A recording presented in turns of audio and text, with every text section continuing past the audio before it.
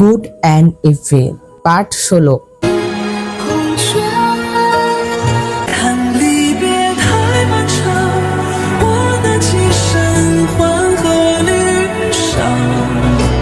এপিসোডের শুরুতেই আমরা টিচার ইনকে দেখতে পাই, যাকে কিনা শীতং আর সীমাও মিলে বন্দি করে রেখেছিল। আসলে সীমাও শীতংয়ের পাশাপাশি টিচার ইনকেও তুলে নিয়ে এসেছিল। তো তখনই সেখানে শীতং চলে আসে।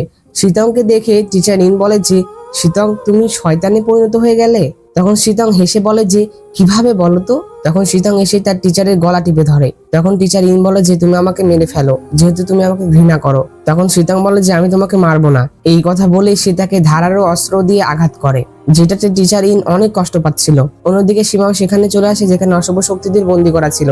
সে এসে সেখানে থাকা চুনিয়াওয়ের সৈন্যের সেই ছিলটি ভেঙে ফেলে। আর তখন শীতংও চলে আসে। তখন শীতং সেখান থেকে শক্তি নিতে থাকে, যার কারণে অন্যদিকে আবহাওয়া অনেক খারাপ হয়ে যায়। যেটা দেখে চুনিয়াও বুঝতে পারে যে কেউ অশুভ শক্তি নিচ্ছে। এটা দেখে সে তাড়াতাড়ি করে পুলে চলে আসে। অন্যদিকে টিচার ইনও এটা বুঝতে পারে, যেটাতে সে তার সর্বোচ্চ শক্তি ব্যবহার করে তার বন্ধনটি খুলে। অন্যদিকে শীতং যখন শক্তি নিচ্ছিল, তখন চুনিয়াও সেখানে আসে আর তাকে বাধা দেয়। চুনিয়াওকে দেখে শীতং বলে যে, তুমি আমাকে আজ হারাতে পারবে না। এই কথা বলে সে ম্যাজিক করে হ্যানকে সেখান থেকে তার কাছে নিয়ে আসে। আর চুনিয়াওকে বলে যে, তুমি যদি বাড়াবাড়ি করো তাহলে আমি হ্যানকে মেরে ফেলবো। তো এক পর্যায়ে শীতং যখন হ্যানকে মারতেই যাবে, তখন সেখানে টিচার ইন চলে আসে আর তাকে থামতে বলে। তখন টিচার ইন এসে শীতংকে বলে যে, তুমি হ্যানকে ছেড়ে দাও। তখন শীতং বলে যে, কি হ্যানকে ছেড়ে দিব? তুমি কি জানো যে আমি যদি তাকে ছেড়ে দিই তাহলে আমি মারা যাব? শীতং টিচার ইনকে বলে যে, আপনার জীবনে সকলের জীবনই নিষ্পাপ, শুধু আমি মরার জন্য জন্মেছি, তাই না? তখন টিচার ইন বলে যে, আমি তোমাকে ছোটকাল থেকে লালন পালন করেছি এবং আমি তোমার সাথে প্রতারিত করেছি। তুমি আমাকে মেরে ফেলো, হ্যানকে ছেড়ে দাও। তখন শীতং বলে যে, আপনি কি মনে করেন আমি এখনো আপনাকে বিশ্বাস করি?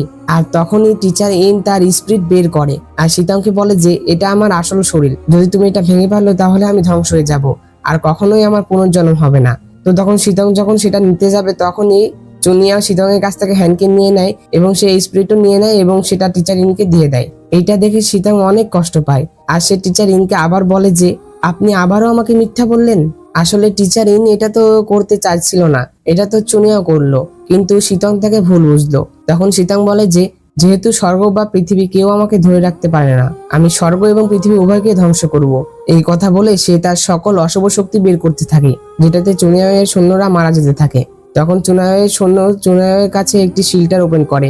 সম্পূর্ণ ড্রামাটি যদি তোমাদের দেখতে হয় তাহলে অবশ্যই আমার চ্যানেলে প্রবেশ করবে এবং চ্যানেলে প্লে লিস্টে চলে যাবে এবং প্লে লিস্টে যাওয়ার পরে তোমরা এখানে সকল ড্রামার প্লে লিস্ট পেয়ে যাবে, যেখানে তোমরা ক্লিক করলে প্রতিটি ড্রামার প্রতিটি এপিসোড তোমরা এখানে পেয়ে যাবে। এখান থেকে তোমরা প্রতিটি ড্রামার প্রতিটি এপিসোড সম্পূর্ণ দেখতে পাবে।